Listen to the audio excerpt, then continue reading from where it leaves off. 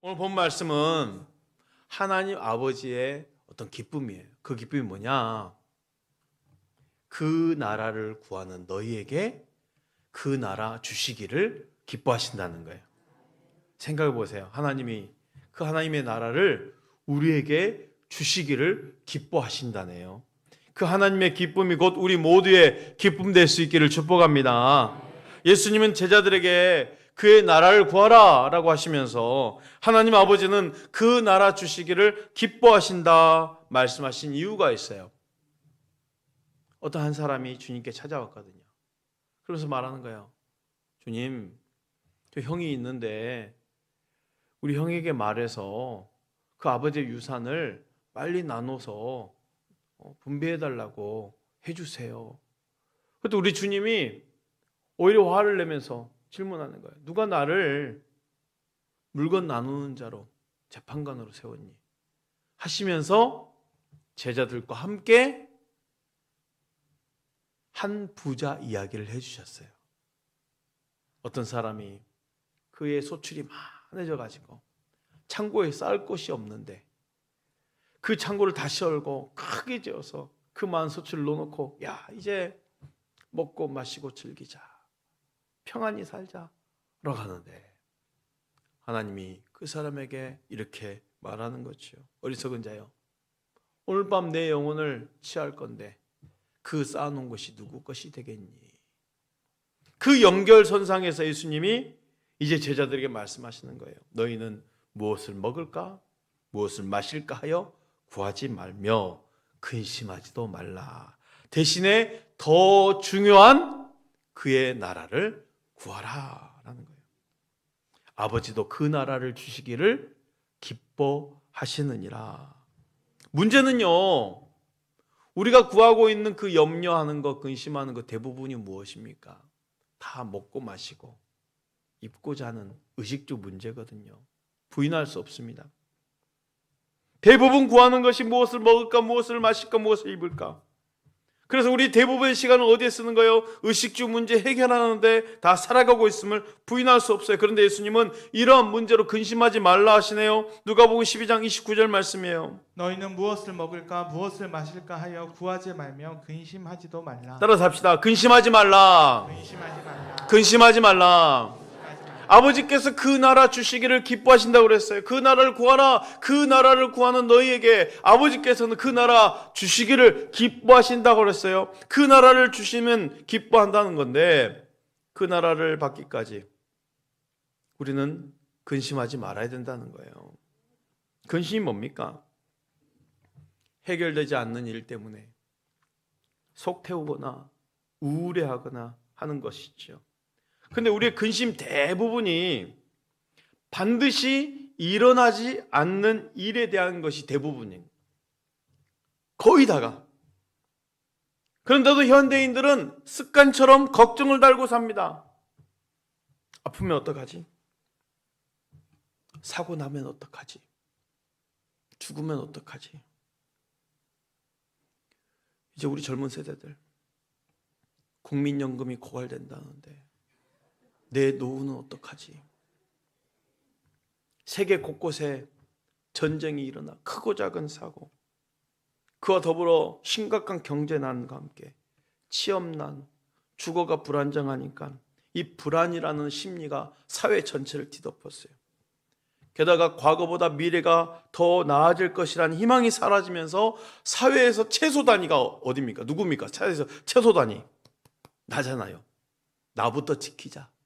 방어적인 자세가. 자신을 지키기 위해 사람들은 아직도 일어나지 않는 그 일에 대해서 예측하고 미리 뭐 하는 거예요? 걱정. 과잉 근심, 과잉 걱정을 하는 거예요.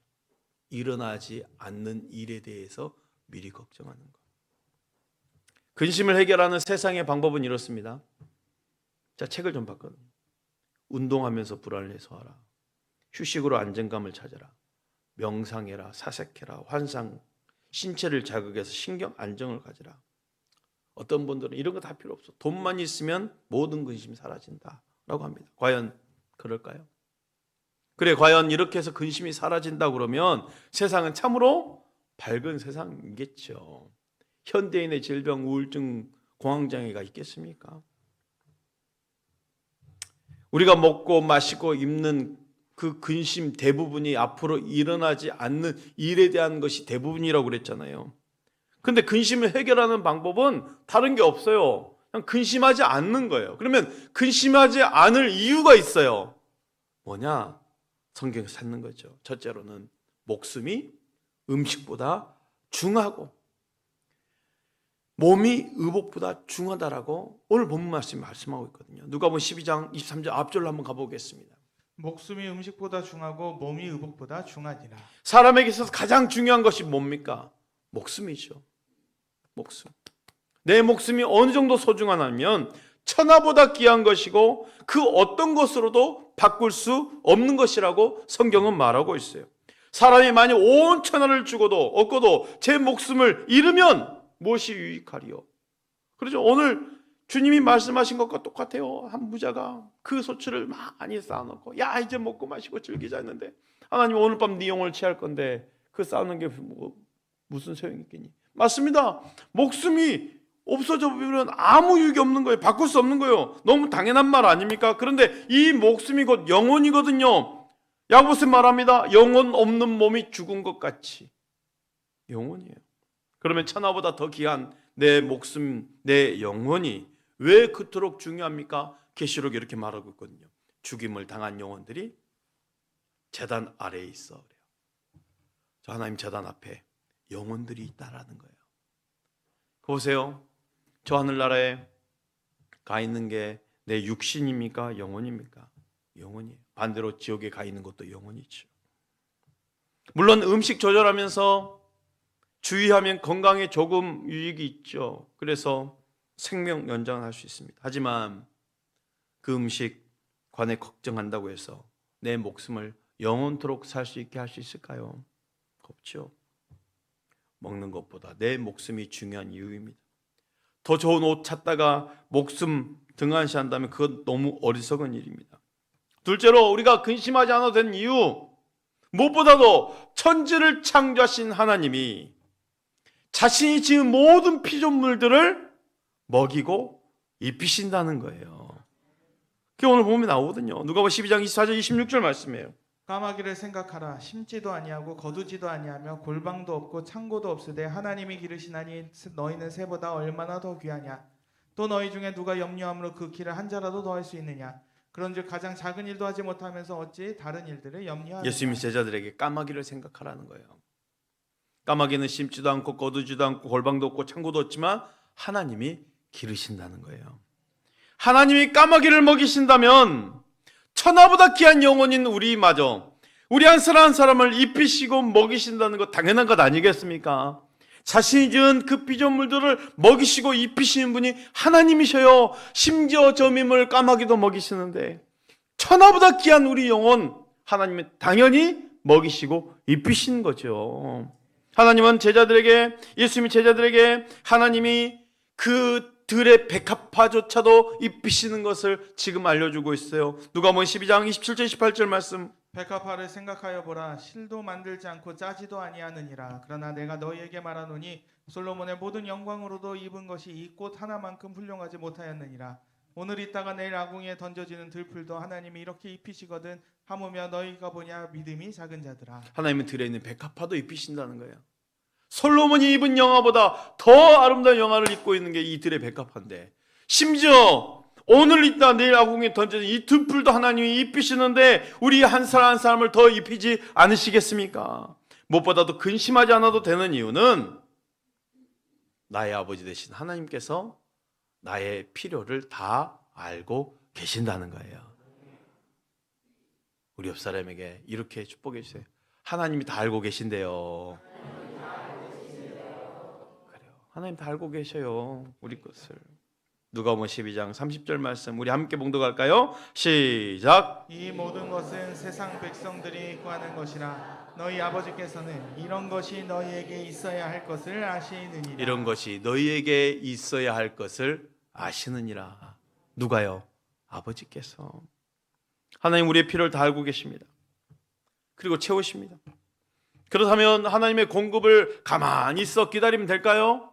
아니죠. 들에 저 하늘의 까마귀들도요 가만히 입 벌리고 있는 게 아니잖아요. 수고하고 애써서 먹이를 찾아 나서는 거예요. 그 수고하고 애쓰는 가운데 먹이가 없으면 어떡하지? 염려하지 않다라는 거죠. 우리도 마찬가지입니다. 수고하고 힘쓰고 애쓰되 염려하지 말라라는 거예요.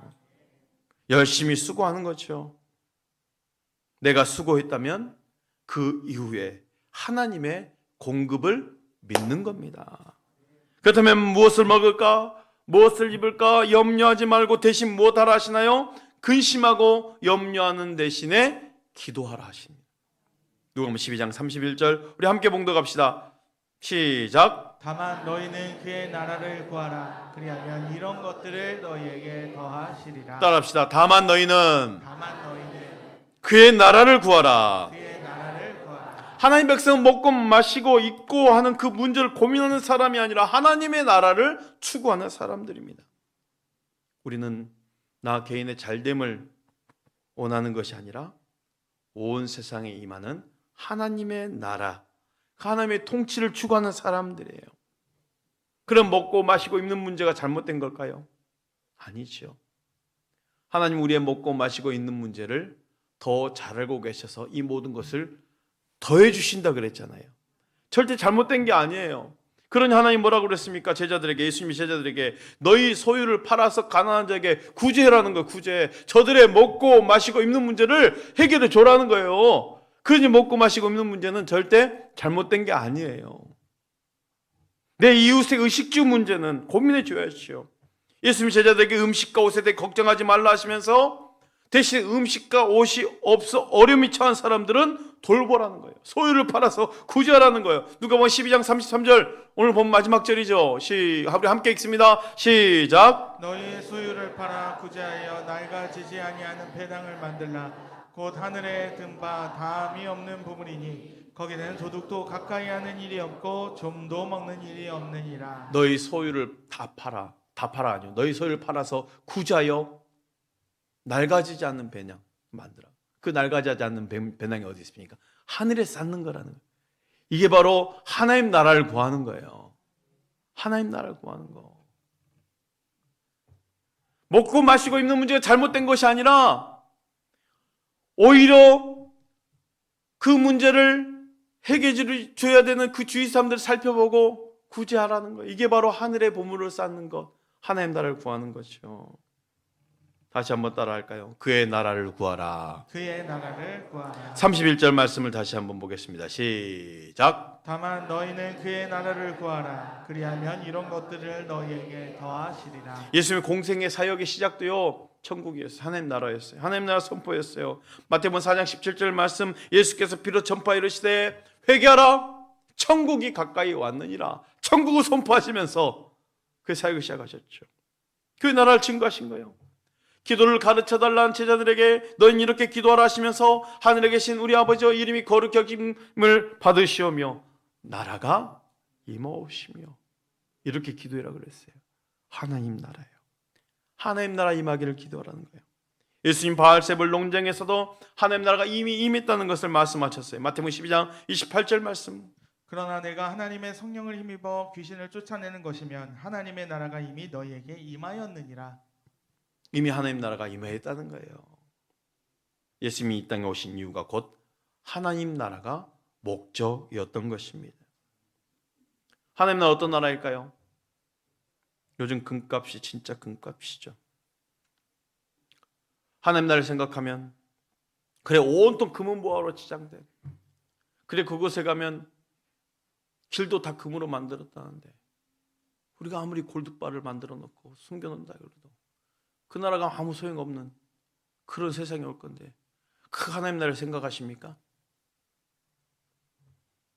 그 나라를 구하라 하실 때 하나님 나라는 어떻게 지어졌음을 말씀하시는 게 아니에요. 하나님이 통치하신 나라, 하나님이 다스리신 나라, 하나님이 왕 되신 나라를 말씀하시는 거예요.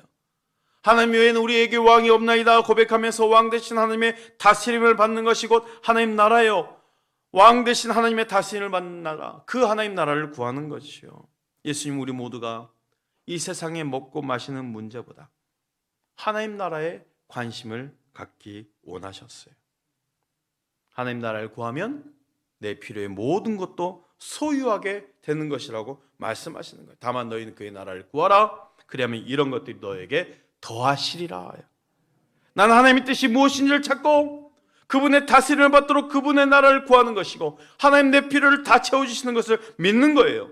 이 세상 하나님 지으셨기에 하나님 지으셨고 하나님 주인이시기에 세상의 모든 것들에게 먹을 것, 입히는 것, 주시는 것 당연한 것입니다. 그러니 하나님 나라를 구하는 것이 곧 모든 것을 얻는 것임을 믿으시길 바랍니다. 이게 곧 더하시리라 축복이에요. 재물이든 명예든 사람이든 하나님이 더해 주셔야 축복이에요. 내가 원하는 것 더했다고 해서 만족이 옵니까? 더 불안해지죠. 내가 원하는 것 채운 것으로 만족하지 않습니다. 내가 원하는 것은요 하나님의 지혜에 미치지 못하거든요. 그러니 우리는 내가 원하는 것이 아니라 하나님이 내 필요를 아시기에 하나님이 주실 때, 하나님이 더해 주실 때 진정한 만족이 있는 거예요. 이삭을 보세요. 흉년 때에 블레셋 지경에서 그 해의 농사에서 100배를 얻었다고 그랬어요. 창세기 26장 1절 한번 읽어주십시오. 아브라함 때 첫 흉년이 들었더니 그 땅에 또 흉년이 들매 이삭이 그랄로 가서 블레셋 왕 아비멜렉에게 이르렀더니 흉년 때 이삭이 그랄 땅으로 갑니다. 블레셋 왕 아비멜렉 갔습니다. 12절 말씀. 이삭이 그 땅에서 농사하여 그 해에 100배나 얻었고 여호와께서 복을 주심으로. 이삭이 농사인데 그 해에 몇 배 얻었다고요? 100배 얻었어요. 100배 얻었다면 그 100배는 다시 하면 떼어주시고 100배는 본인이 얻을 수 있는 축복입니까? 절대 사람이 심은 대로 거두는 거지 그 이상을 거둬낼 수 없어요. 하나님이 주셔야 돼요. 따라합시다. 여호와께서 복을 주심으로. 여호와께서 복을 주심으로. 성경 기록되어 있잖아요. 100배를 얻을 수 있는 축복은 하나님이 복 주시지 않으면 얻을 수 없는 축복이에요. 여호와께서 복을 주심으로 100배를 얻었어요. 본인이 100배 얻으려고 농사한 게 아니잖아요. 그저 하늘의 가치관, 하나님의 자녀의 가치관을 가지고 살았을 뿐이에요. 그리고 심었을 뿐이에요. 근데 이삭이 잘 되니까 사람들이 시기하죠. 쫓아냅니다. 하지만 이삭은 다투지 않습니다. 여러분, 하나님 나라의 가치관 뭐예요? 화평이죠. 기쁨이죠. 감사죠. 하나님 나라가 아닌 건 뭐예요? 시기, 질투, 미움이에요. 이삭은 거기에 싸우지 않습니다. 아무리 시기하고 질투하고 미워하고 쫓아내고 싸워도 거기에 대응하지 않습니다. 화평을 선택해요. 기쁨을 선택해요. 자기 만족을 선택해요. 그냥 벗어납니다. 그리고는 다른 곳에서 우물을 파. 이삭은 우물 파는 인생이잖아요. 하나님 자녀는 믿음의 본질에 대한 문제가 아니면 그냥 화평을 선택하십시오. 왜 그렇게 할 수 있습니까? 우리에게 믿음이 있거든요. 어떤 믿음? 축복은 하나님이 주신다. 내 손에는 하나님이 갚아주신다. 이 믿음이 있기 때문에 우리는 화평을 선택할 수 있어요. 모든 손에 하나님이 갚아주신다는 그 믿음으로 화평을 선택하는 거죠. 창세기 16절 18절 말씀 읽어주십시오. 아비멜렉이 이삭에게 이르되 내가 우리보다 크게 강성한즉 우리를 떠나라. 이삭이 그곳을 떠나 그랄 골짜기에 장막을 치고 거기 거류하며 그 아버지 아브라함 때에 팠던 우물들을 다시 팠으니 이는 아브라함이 죽은 후에 블레셋 사람이 그 우물들을 메웠음이라. 이삭이 그 우물들의 이름을 그의 아버지가 부르던 이름으로 불렀더라. 이삭은 하나님이 복주는 인생이잖아요. 땅을 파면 물이 나오는 거예요. 그걸 또 시기해서 그랄 사람들 그 우물을 빼앗는 거네요. 그래도 다투지 않습니다. 또 다른 곳에 가서 또 땅을 파요. 우물이 납니다. 20절 22절 말씀. 그랄 목자들이 이삭의 목자와 다투어 이르되 이 물은 우리의 것이라 하매 이삭이 그 다툼으로 말미암아 그 우물 이름을 에색이라 하였으며 또 다른 우물을 팠더니 그들이 또 다툼으로 그 이름을 신나라 하였으며 이삭이 거기서 옮겨 다른 우물을 팠더니 그들이 다투지 아니하였으므로 그 이름을 르호봇이라 하여 이르되 이제는 여호와께서 우리를 위하여 넓게 하셨으니 이 땅에서 우리가 번성하리로다 하였더라. 이삭이 언제까지 양보해요? 다투지 않을 때까지 양보해 주는 거예요. 화평을 선택해요. 그런데 하나님 나라가 아닌 건 뭡니까? 항상 시기하고 미워하고 빼앗는 것. 그러나 이삭이는 하나님 나라의 가치관을 가지고 살잖아요. 화평을 선택하면서 다투지 않을 때까지 옮겨가면서 그래, 하나님 나에게 복 주신다. 그럼 파니까 옮겨가서 파는 데마다 물이 나온 거 아닙니까? 하늘의 가치관을 가지고 살아가는 이삭에게 하나님은 더해 주시리라는 축복을 주신 거예요. 더해 주신다.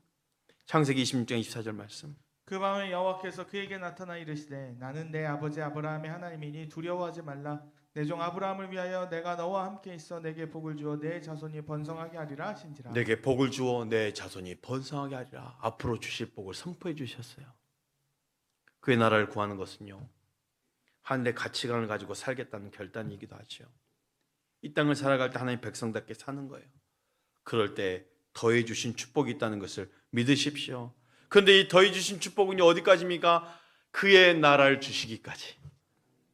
하나님 나라를 주시기까지 더해 주시는 거 아니겠어요? 하나님 당신의 나라를 우리에게 주시기를 기뻐하시나요?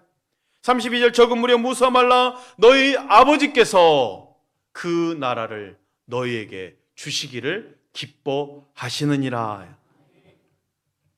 기쁨을 누리는 영성으로 달려가고 있어요. 이 기쁨 가운데 특별히 오늘은 하나님 아버지의 기쁨을 보는 거죠. 하나님 아버지의 어떤 기쁨입니까? 우리에게 그 나라를 주시는 것을 기뻐하신다는 거예요. 그 기쁨을 우리가 누려야 되잖아요. 당신의 나라를 우리에게 너무 주시고 싶은 거예요. 다른 무엇보다도 그 나라를 우리에게 주시기를 원하시는 아버지, 그 나라 주시길 기뻐하는 하나님 아버지의 마음을 생각해 보십시오. 썩어져 없어질 세상의 것을 쥐어주는 것이 아니라 영원토록 기뻐할 수 있는 것들을 주시기를 원하시는 하나님 마음이잖아요. 그 나라에서 자신과 영원토록 함께하고 싶으신 간절한 마음, 바로 나를 향한 기쁨입니다. 나에게 당신의 나라를 주기를 기뻐하십니다. 사랑하는 성도 여러분, 이 기쁨을 누릴 수 있기를 축복합니다. 하나님 나라를 우리에게 주시는 것이 아버지의 기쁨이기도 하지만 우리의 기쁨이기도 하나요? 그 나라를 얻기까지는요, 내가 그 나라를 얻을 수만 있다면 내가 가진 것 모든 것을 쏟아냈어라도 꼭 얻어야만 하는 가장 값진 것 아니겠어요?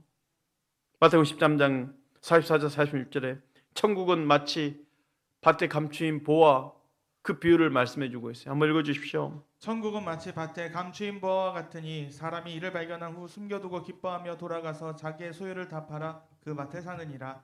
또 천국은 마치 좋은 진주를 구하는 장사와 같으니 극히 값진 진주 하나를 발견하며 가서 자기의 소유를 다 팔아 그 진주를 사느니라. 천국은 마치 밭에 감춘 보화 같으니, 이 밭에 보화가 있는 것을 발견한 사람이 자기의 모든 것을 팔아 그 밭을 사버리는 거예요.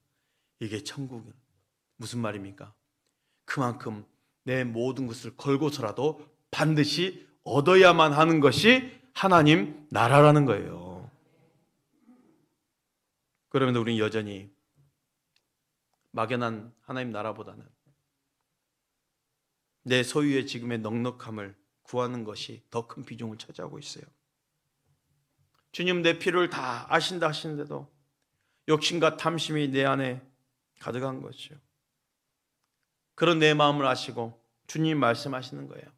하나님의 나라를 구하라고, 그의 나라를 원하라고, 아버지께서 그 나라 주시기를 너무 기뻐하신다고, 내 소유가 많아지기를 원하는 나에게 오히려 그 나라는 너의 소유를 다 팔아야 얻을 수 있는 나라이며 그렇게 내 전부를 걸 만큼 충분한 가치가 있는 나라임을 일깨워 주시는 것입니다.